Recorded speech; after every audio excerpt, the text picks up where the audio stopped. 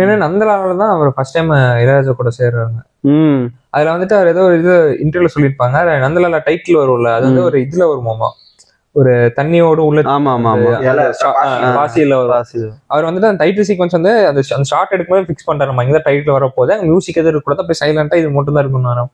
இளையராஜா படத்தை பார்த்துட்டு இல்ல எங்க ஒரு ட்ராக் பண்ண வைக்கலாம் அப்படின்னு அது சண்டை போச்சுமா 2 பேத்துக்கும். கடைசியில வச்சுட்டாங்க அந்த ட்ராக். அதான் சொல்லியிருப்பாங்க, இளையராஜா கூட ஒர்க் பண்றது எப்படின்னு கேட்கும்போது அப்படி சொல்லியிருப்பாங்க.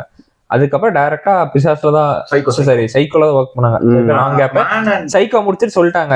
சைக்கோ முடிச்சுட்டு இவர் வந்து இவருக்கு சஜஸ்ட் பண்ணாராமா, தியாகராஜா குமாராஜா, நீங்க ஒரு டைம் ஆச்சு இளையராஜா கூட ஒர்க் பண்ணுங்க, ஒர்க் பண்ணி எண்டிங்ல எப்படி இருக்குன்னா அவர் கூட ஃப்ரெண்டா இருப்பீங்க இல்ல எனிமியா இருப்பீங்க, அதுக்கப்புறம் ஒரு படம் பண்ணுவீங்க படமே பண்ண மாட்டீங்க, அந்த மாதிரி தான் நீங்க முடிவீங்க, நீங்க போய் ட்ரை பண்ணுங்க அப்படின்னு சொன்னாராமா.